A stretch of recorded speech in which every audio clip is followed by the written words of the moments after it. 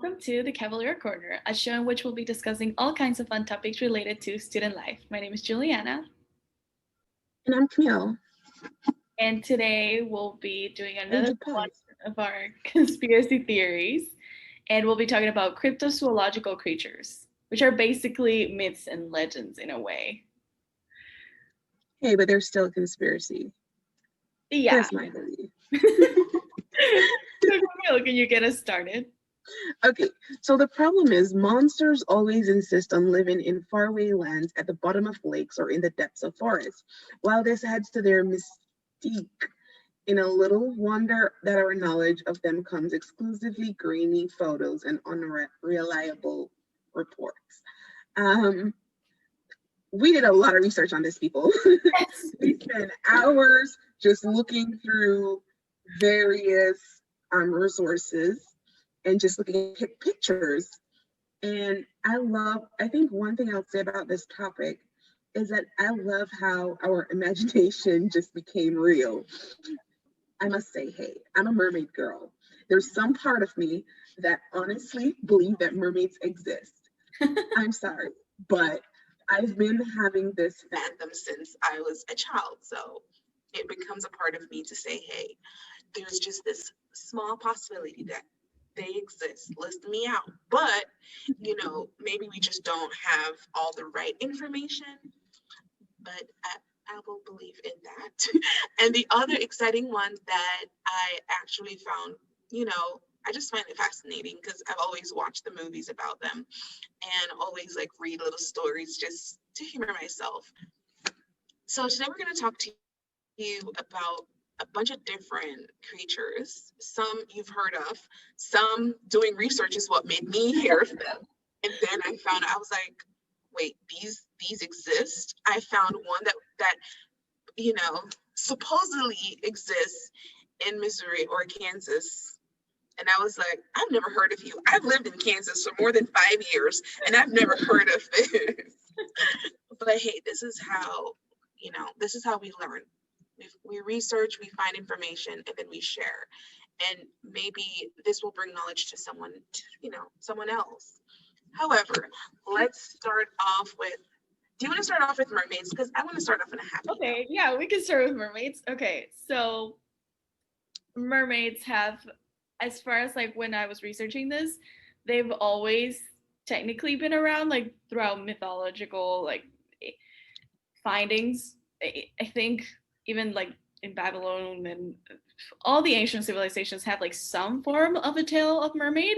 So then people were like, okay, well then this must be kind of real because cultures across the world in the ancient world are talking about it and have similar experiences.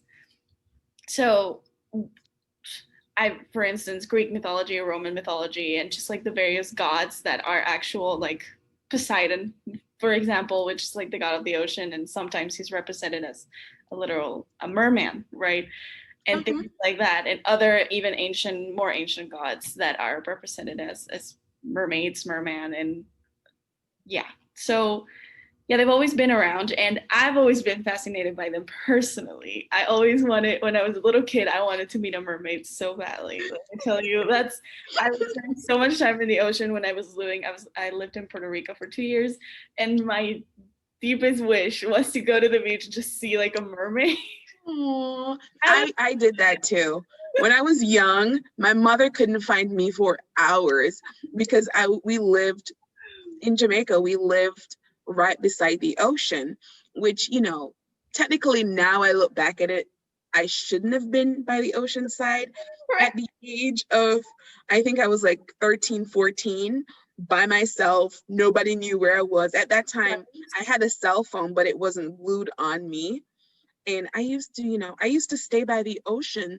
Just, first of all, it wasn't even just about mermaids. I just wanted to discover something. I just want to be the first to see weird from the ocean, yeah. Or even meet a friend. You watch those movies where the child just wandered off in the middle of nowhere. Till this day, I still have this thought that one of these creatures are going to choose me and they're going to have some sort of power. And But when I was younger, I used to do that. I used to go to the rock, go to the ocean, pick rocks, and at that time we had those little crab little things that I used to just pick them up for some strange reason. And I always look out to see if I can see a mermaid, just to, like, I was like, maybe the mermaid will be my friend and it will tell me the true story behind it. So I guess I've been crazy all my life. However, So for sighting, oh, yeah, I would go out to the ocean. I was like 7 in Puerto Rico. I just would, I wanted to see something, just something weird, because I don't know. It's like it's the pull of the ocean, right? You just feel like there's so many things that we don't know about it yet because we can't even go to the bottom of it. So it's like as a little kid, it's like, oh, the possibilities, right? There's so many things that could actually be there. Now I don't know if I believe in mermaids or not. I think it's a pretty cool concept for little kids, but I don't I can't say no because I don't know what the ocean has, right? I don't know the bottoms and the depths of the ocean. I know there are like animals that we haven't discovered yet and things like that. I just and a don't mermaid is one of them. Just putting it out I there, you know. think that they are, if they exist, then they're not portrayed as like beautiful women, right? Like Ah, long hair and a hey, fish. you may never know. They might be so beautiful that, hey, there is a theory that they walk on Earth. Like, you know, you. Yeah. I'm sorry, I watch so many things that it says Okay, so that you're Camille and during I a. watched this like mockumentary that is a Discovery Channel mockumentary, I think. So it's fake, right? But it's called Mermaids: The Body Found, and we watched it one time, and Loved we it. so loved it because it made you think that it was real. And the first time I watched it, I was 8, so of course I thought it was completely real. Yeah, of course they did. And then obviously no, it's not. It's kind of interesting that like they have a lot of theories there and sort of kind of like it's like a documentary, like as if it were real. So definitely do check that out if you want to entertain yourself. Yes, I Really good. recommend it. It is amazing. It's amazing. And then we started talking about mermaids and all these other creatures, so we were like, yes. But with mermaids, I think one of the like most notorious sightings came from Christopher Columbus as he was like getting close to the Americas, which okay. I don't think the description that he put in like his journals, according to historians, is more like manatees. So just like a pack of manatees that they saw while they were sailing, and they didn't know what those animals are, right? So they were just Yeah, like mermaid, right? you're like, okay, that's, that's what I think it is. Right. And I Yeah. think that has a lot to do with most of these cryptozoological creatures too. I think it's more like we saw creatures that we couldn't identify at the time, or we saw creatures that we know, but then they're a little bit of disoriented, like um, something was off. Maybe their hair was Have like just a skin disease or some sort of condition, a mutation or something, and just the time that you see them is like maybe like nighttime or something, and you're I don't know in the woods, it, and it's just like it depends on the situation that you're in, I think, and then your brain just connects the dots, and it's like, oh, well, I guess this is a weird animal, and it's yeah. And the thing with how the mind works too is that when one person, which is okay, so I always digest when we're on topics. However, it happens with our minds that when someone says they saw something or they hear something, then it became like everybody now starts discovering. And I'll say that in my house, my mom starts creating these stories like, I woke up one night and I heard something. And then by the next week, someone else, like her husband, would say, I saw something moving around in the house. And then that kind of, it plays in your head that now I'm starting to see and hear things that are Right. not Then real. you're Like, alone, and then you remember all these things, and it just kind of it keeps going, right? So I feel like that probably is the case with a lot of these. Definitely, I would say, and especially when people start sharing their stories, and so then you hear one story, and then you go out there to the place, and then you see something, and then you immediately remember that story, and then it's kind of like, okay, well, then I saw the same thing, and then it goes on and on and on, and it's kind of like, okay, is this real, or is this just you know an animal that was sick in some sort of way, and we just if you don't have the knowledge, right, if you're not like a hunter or if you don't know about animals, and maybe you just don't know what it was. that's true. But it was just a species of like dog or cat. Okay, You know? so the first, well, I wouldn't say he was the first sighting, but he was one that claimed he saw it as Christopher Columbus. Has there been any more sightings? Yeah, so I remember there was like in 2000, I think 8 or 9, there was a video that surfaced from like tourists. They were in Israel, if I remember correctly. Yeah, they were. I don't remember the name of the town, but I know that there was a video of them. It was American tourists, and they were just filming like the ocean, right? And then they saw something weird moving, and that kind of just it was in a rock, and then it kind of just went directly into the ocean, and it had like a fish tail. So they were like, "What is this?" And it was it was a big thing at that time. And there's a bunch of sightings like that, like little sightings of like tourists going to beaches somewhere in like either Europe or in an island somewhere, and they're just like, okay, what is this? What? Right? And then they just get like, and then they send the photo, they send the video, and yeah, right. And then it gets like goes viral, or people are kind of like, what? And then yeah. Wait, have you ever seen? I need to know what you guys, because we call it saltfish in my country. Okay. It's called a bacalo. Bacalo, is it bacalo? Bacalo. I don't know what. Oh, dried and salted cod. So I guess it's a codfish. Is it a codfish? I don't know about fish, so I can't tell you. Oh yeah. So so being Jamaican, that we have something called saltfish, that it's a part of our delicacy, and apparently it's a codfish. Okay. That I'm saying right now is okay. It's just salt cod from the Atlantic region. So I think it was when I was in high school, a picture came out to say that this is this is the saltfish, which was basically looked like a mermaid. I kid you not. That made people stop eating saltfish for a while. It was. What did they think it was? A mermaid? Just like what? I am going to show you, which is off topic. People, I wish you guys could see this, but I saw it and it looked just like a mermaid. Well, an ugly version of a mermaid, because you know how we've just pretty mermaid up. Yeah. But this just looked like the ugly version of a mermaid. That's the thing. Like I feel like a lot of the sightings are more fish-like in nature, right? They're not like the mythological descriptions of sailors that are like beautiful women with long hair. Yes. Right? No, they're not. They're like half fish with a you. She woos you to join her in the water. There haven't been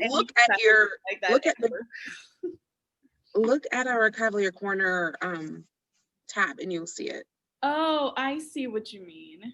Okay. So they told us that was the saltfish that we were eating, and that made a lot of Jamaicans stop eating saltfish, period, for a long time.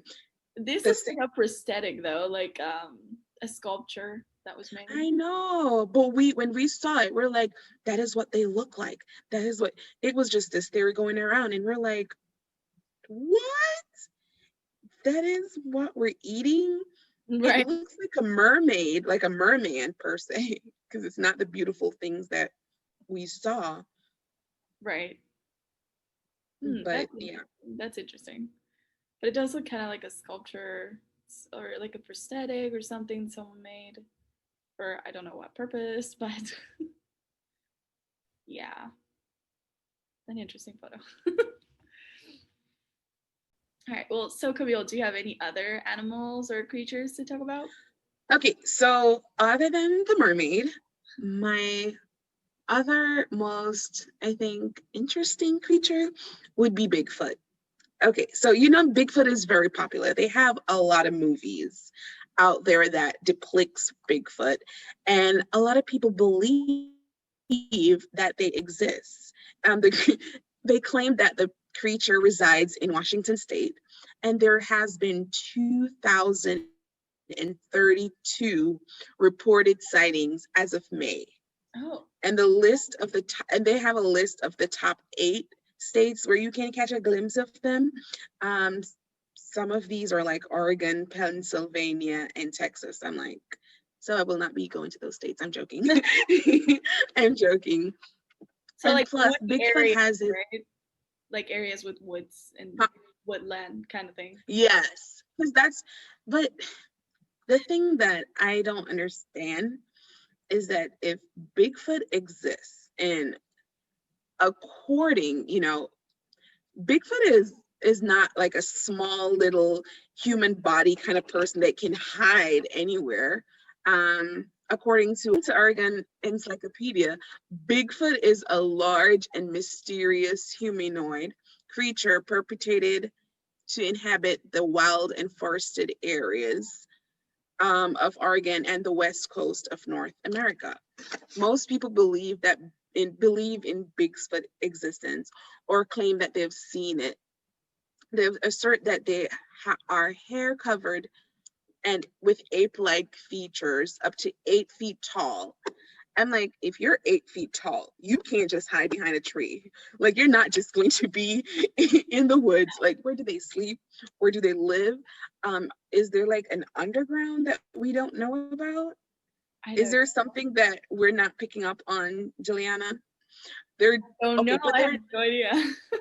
They're generally characterized as non-aggressive animals whose shyness and human-like intelligence make them elusive and thus are rarely seen, though some wilderness travelers claim to have smelled their stench and heard their screams and whistles.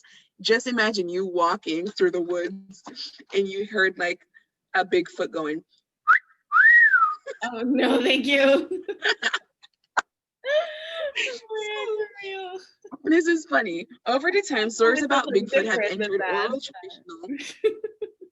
That is funny. But they've become a part of a regional folklore. It all began in Oregon. It begins the sighting in 1904. Wait, this was like by settlers in the Sixes River. Did I pronounce that right? I don't know. But most recently, Bigfoot in popular culture has devolved into a series of sports mascot, children entertainments, and cryptozoological reality shows. I cannot pronounce that word. Cryptozoology. Yeah, cryptozoological. It is super weird. But and it's been a part in a lot of movies, because that's just first how, and documentaries. I watched a few documentaries of people saying, I saw it, I was like, are you sure? But I don't want to discredit anyone at the end of the day, because what you see, you may be telling the truth. We just haven't gotten. Yeah, I mean, you believe you saw it, right? So then there must be some sort of truth in it. I mean, right? You can't really discredit people completely, right? That's true. So I hope you guys know that we respect your beliefs and your opinions. Just like how I honestly believe in mermaid. Bigfoot and mermaid are, two of the most popular cryptozoological creatures. As always, if you guys want to reach out, please do so. We are JCCC Student Life on Instagram and Facebook, and Cavalier Corner on all podcast platforms. And always check out or get involved at JCCC page for all fun updates and events. And this has been amazing and super fun. And thank you, you guys. Bye.